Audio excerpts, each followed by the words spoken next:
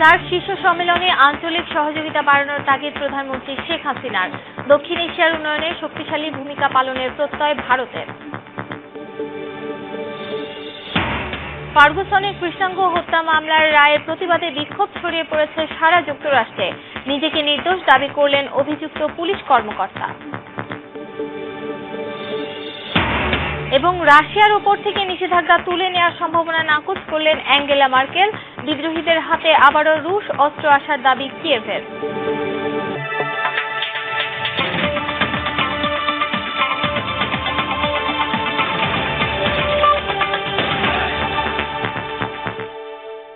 আন্তর্জাতিক সময়ের সঙ্গে আছি আমি মমতাজ মুস্তফা। আঞ্চলিক যোগাযোগের স্বার্থে সার্কভুক্ত দেশগুলোর মধ্যে সড়ক ও রেল যোগাযোগ চুক্তিতে দ্রুততম সময়ের মধ্যে স্বাক্ষর করার উপর জোর দিয়েছেন প্রধানমন্ত্রী শেখ হাসিনা। একই সাথে সাফটার উপর ভিত্তি করে সার্ক অঞ্চলের মধ্যে পণ্য যোগাযোগে শুল্ক বাধা দূর করার তাগিদ দেন তিনি। কাঠমান্ডু থেকে জানাচ্ছেন শাহ আলী জয়, ক্যামেরায় ছিলেন হারুনুর রশিদ। চতুর্থ বক্তা হিসেবে বাংলাদেশের প্রধানমন্ত্রী 18তম সার্ক সম্মেলনে তার ভাষণ শুরু করেন। শুরুতেই নিয়ম মেনে সার্কের বর্তমান চেয়ারপারসন সহ সব সরকার ও রাষ্ট্রপ্রধানদের শুভেচ্ছা জানান শেখ হাসিনা। দারিদ্র্যকে এই অঞ্চলের প্রধান শত্রু হিসেবে চিহ্নিত করে এর বিরুদ্ধে একসাথে লড়াই করার আহ্বান জানান প্রধানমন্ত্রী। Poverty as a common and key enemy hinders peace and development in the region. Ensuring food and nutritional security of our ever-increasing population poses a big challenge. In this context, effective operation of SARC food bank and seed bank are important. জলবায়ু পরিবর্তনের ঝুঁকির দিকটিও এড়িয়ে যাননি শেখ হাসিনা। ভাষণের মাঝামাঝিতে জলবায়ু পরিবর্তনের ক্ষতিকর দিকগুলো তুলে ধরে দেশের সীমানা পার করে সার্কভুক্ত দেশগুলোকে এগিয়ে আসার আহ্বান ছিল প্রধানমন্ত্রীর। Achieving development faster, we must deepen our collective efforts to develop, use and apply science, technology, innovation at all levels.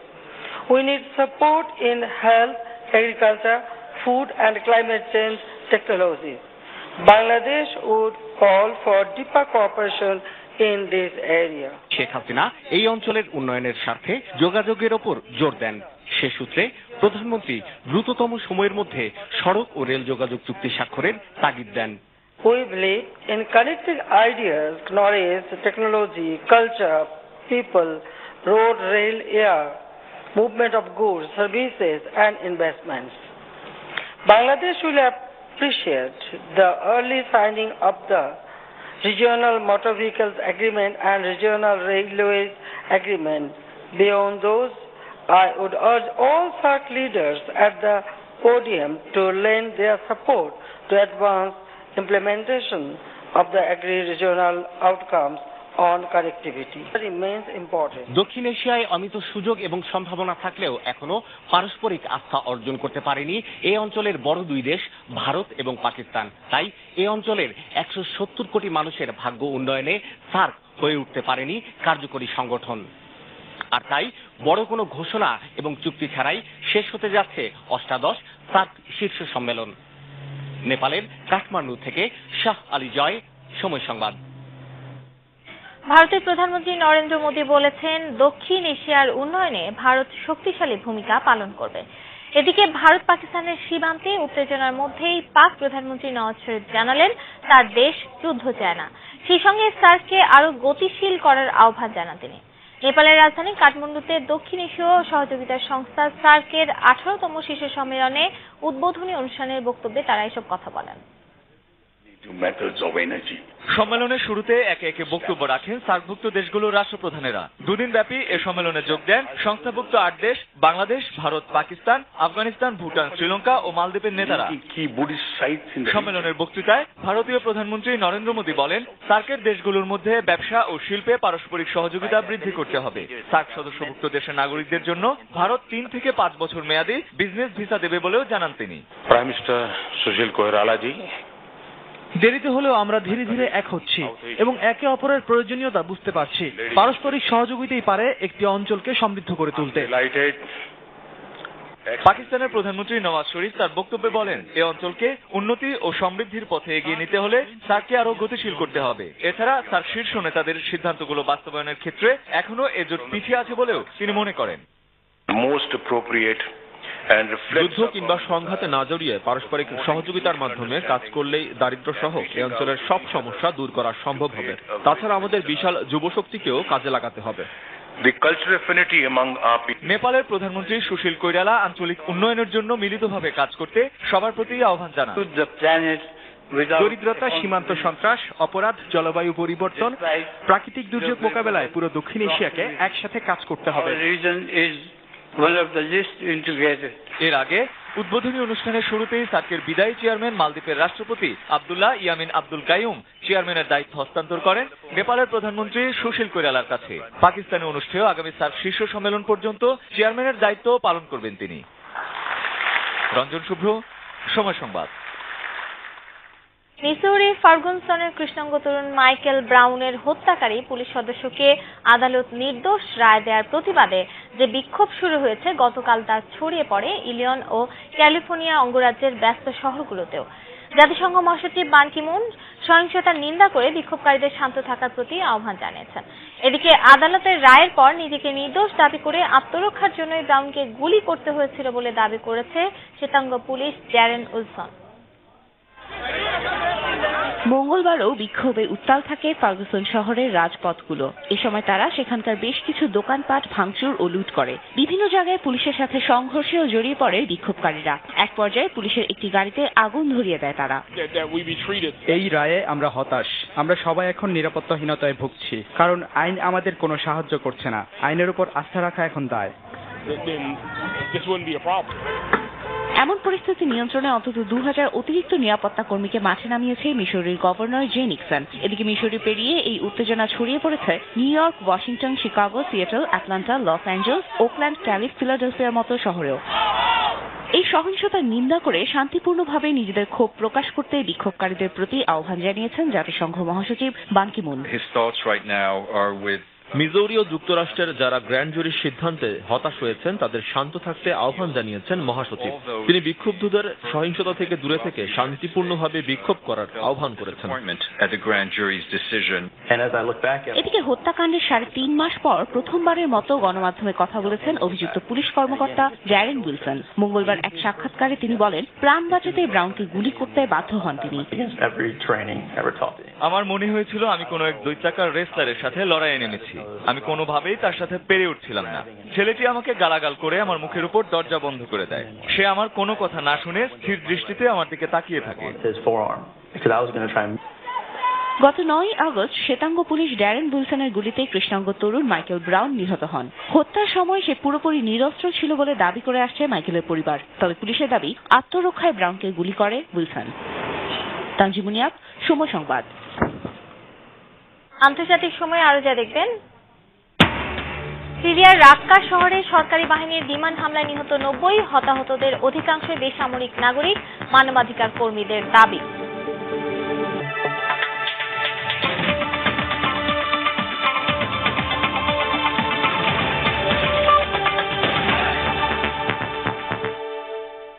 Ukraine সংকট নিরসনে সহায়তা না করলে রাশিয়ার ওপর থেকে অবরোধ তুলে নেওয়ার প্রশ্নই আসে না বলে মন্তব্য করেছেন জার্মান চ্যান্সেলর অ্যাঙ্গেলা মার্কেল।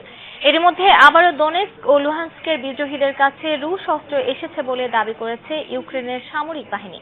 এদিকে অব্যাহত সংঘর্ষ ও সরকারের আরোপিত অর্থনৈতিক নিষেধাজ্ঞায় পূর্ব ইউক্রেনের অঞ্চল দুটিতে জনজীবন বিপর্যস্ত হয়ে পড়েছে। মঙ্গলবারও বিদ্রোহী অধ্যুষিত ডোনেৎস্কে নতুন করে গোলা হামলার ঘটনা ঘটে। ডোনেৎস্ক বিমানবন্দরের কাছের এলাকা ওকতিয়া ব্রিস্কির বেশ কয়েকটি বাড়িঘর ব্যাপকভাবে ক্ষতিগ্রস্ত হয়। এলাকাবাসীর অভিযোগ, এসব গোলা ছুড়েছে বিদ্রোহীরা।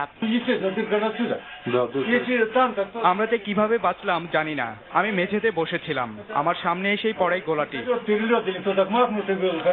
আবাসিক এলাকায় এমন গোলা হামলা ও এর ক্ষয়ক্ষতির দায়ভার রুশপন্থী বিদ্রোহীদের নিতে হবে বলে হুঁশিয়ারি দিয়েছে ইউক্রেনের সামরিক কর্তৃপক্ষ। লক্ষ্য। রাশিয়া থেকে বিদ্রোহীদের জন্য প্রতিদিনই নতুন অস্ত্র আসছে বলেও জানায় তারা। Треба зазначити, що терористи активно বিদ্রোহীরা হামলা চালানোর কৌশল বদলেছে। আগে তারা আমাদের সদস্যদের উপর হামলা চালিয়েছে, এখন তারা সাধারণ মানুষের উপর হামলা চালাচ্ছে।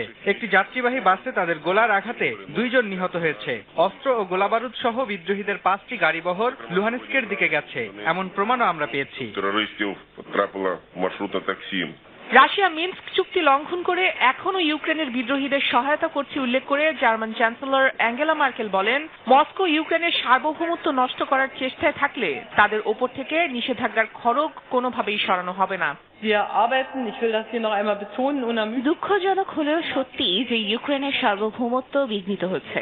রাশিয়া যদি তা করা থেকে নিজেদের বিরত না রাখে এবং সংকট সমাধানে কোনো উল্লেখযোগ্য ভূমিকা পালন না করে, তবে তাদের অবরোধের হাত থেকে কেউ রেহাই দিতে পারবে না, এমনকি তা জার্মানি ও ইউরোপের অর্থনীতিকে আঘাত করলেও না। ফ্রান্স ও রাশিয়াকে মিস্ট্রাল শ্রেণীর হেলিকপ্টারবাহী জাহাজ হস্তান্তরে না করা ব্যাপারে অনড় অবস্থানের কথা নতুন করে ঘোষণা করেছে। এরই মধ্যে ইউক্রেনের সরকার বিরোধী হ্যাকাররা বেশ কিছু সরকারি নথিপত্র ফাঁস করেছে, যেখানে যুক্তরাষ্ট্রের কাছে কয়েক হাজার কোটি ডলার অর্থ সহায়তা চেয়েছে কিয়েভের আবেদন ও সহায়তা দেওয়ার বিষয়ে ওয়াশিংটনের আশ্বাসের নথিপত্র রয়েছে। এদিকে সংঘাত আর তীব্র শীতের পাশাপাশি অর্থ সংকটে পড়েছে দোনেৎস্ক ও লুহানস্কের সাধারণ মানুষ। বিদ্রোহীদের ওপর চাপ প্রয়োগ করতে কিয়েভ এই অঞ্চলের ব্যাংক ও বাণিজ্যিক প্রতিষ্ঠানের কার্যক্রম বন্ধ করে দেওয়ায় চরম বিপত্তিতে পড়েছেন ডোনবাসের মানুষ। তারা মনে করছেন সরকারের এই নীতির ফলে বিদ্রোহীদের চেয়ে সাধারণ মানুষই ক্ষতিগ্রস্ত হবে বেশি। তাসমিন রুমা, সময় সংবাদ। দেখছেন আন্তর্জাতিক সময়, সঙ্গেই থাকুন। যে ইউক্রেনের সার্বভৌমত্ব বিঘ্নিত হচ্ছে। রাশিয়া যদি তা করা থেকে নিজেদের বিরত না রাখে এবং সংকট সমাধানে কোনো উল্লেখযোগ্য ভূমিকা পালন না করে, তবে তাদের ওক্তিয়া ব্রিস্কির বেশ কয়েকটি বাড়িঘর ব্যাপকভাবে ক্ষতিগ্রস্ত হয়। এলাকাবাসীর অভিযোগ, এসব গোলা ছুড়েছে বিদ্রোহীরা। আমরা তাদের উপর হামলা চালিয়েছে, এখন তারা সাধারণ মানুষের উপর হামলা চালাচ্ছে। একটি যাত্রীবাহী বাসে তাদের গোলার আঘাতে 2 জন নিহত হয়েছে। অস্ত্র ও গোলাবারুদ সহ বিদ্রোহীদের 5টি গাড়ি শান্তিপূর্ণভাবে বিক্ষোভ করার আহ্বান করেছেন। এদিকে হত্যাকাণ্ডের 3.5 মাস পর প্রথমবারের মতো গণমাধ্যমে কথা বলেছেন অভিযুক্ত পুলিশ। আত্মরক্ষায় ব্রাউনকে গুলি করে উইলসন। তানজিমুনিয়াব, সময় সংবাদ। আন্তর্জাতিক সময় আরো যা দেখবেন, বন্ধ করে দেয়। সে আমার কোনো কথা না শুনে স্থির দৃষ্টিতে আমার দিকে তাকিয়ে থাকে। গত 9 আগস্ট শ্বেতাঙ্গ পুলিশ ড্যারেন উইলসনের গুলিতে জানিয়েছেন জাতিসংঘ মহাসচিব বান কি মুন। মিজৌরি ও যুক্তরাষ্ট্রের যারা গ্র্যান্ড জুরির সিদ্ধান্তে হতাশ হয়েছেন তাদের শান্ত থাকতে আহ্বান জানিয়েছেন মিসৌরি ফার্গুসনের কৃষ্ণাঙ্গ তরুণ মাইকেল ব্রাউনের হত্যাকারী পুলিশ সদস্যকে আদালত নির্দোষ রায় দেওয়ার প্রতিবাদে যে বিক্ষোভ শুরু 2000 অতিরিক্ত নিরাপত্তা কর্মীকে মাঠে নামিয়েছে মিসৌরির গভর্নর জে নিক্সন। এদিকে মিসৌরি পেরিয়ে এই উত্তেজনা ছড়িয়ে পড়েছে New York, Washington, Chicago, Seattle, Atlanta, Los Angeles. সিরিয়ার রাক্কা শহরে সরকারি বাহিনীর বিমান হামলায় নিহত 90, হতাহতদের অধিকাংশই বেসামরিক নাগরিক, মানবাধিকার কর্মীদের দাবি। শেখ হাসিনা এই অঞ্চলের উন্নয়নের স্বার্থে যোগাযোগের ওপর জোর দেন। সে সূত্রে প্রধানমন্ত্রী দ্রুততম সময়ের মধ্যে সড়ক ও রেল যোগাযোগ চুক্তি স্বাক্ষরের ভুগছি, কারণ আইন আমাদের কোনো সাহায্য করছে না। আইনের উপর আস্থা রাখা এখন দায়। এমন পরিস্থিতি নিয়ন্ত্রণে অন্তত 2000 অতিরিক্ত করে তুলতে পাকিস্তানের প্রধানমন্ত্রী নওয়াজ শরীফ তার বক্তব্যে বলেন, এই অঞ্চলকে উন্নতি ও সমৃদ্ধির পথে এগিয়ে নিতে হলে তাকে আরো গতিশীল করতে হবে। উল্লেখ করে জার্মান চ্যান্সেলর অ্যাঙ্গেলা মার্কেল বলেন, মস্কো ইউক্রেনের সার্বভৌমত্ব নষ্ট করার চেষ্টায় থাকলে তাদের ওপর থেকে নিষেধাজ্ঞার খড়গ কোনোভাবেই সরানো হবে না। জোর দেন। সে সূত্রে প্রধানমন্ত্রী দ্রুততম সময়ের মধ্যে সড়ক ও রেল যোগাযোগ চুক্তি স্বাক্ষরের তাগিদ দেন। এক পর্যায়ে পুলিশের একটি গাড়িতে আগুন ধরিয়ে দেয় তারা। এই রায়ে আমরা হতাশ। আমরা সবাই এখন নিরাপত্তাহীনতায় ভুগছি, কারণ আইন আমাদের কোনো সাহায্য করছে না। আইনের রঞ্জন শুভ্র, সময় সংবাদ।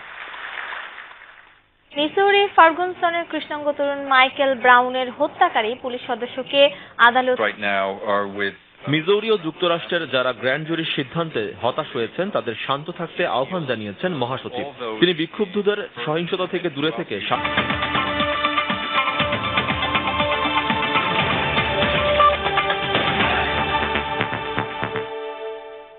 ইউক্রেন সংকট আত্মরক্ষায় ব্রাউনকে গুলি করে উইলসন। তানজিমুনিয়াত, সময় সংবাদ। আন্তর্জাতিক সময়ে আরো যা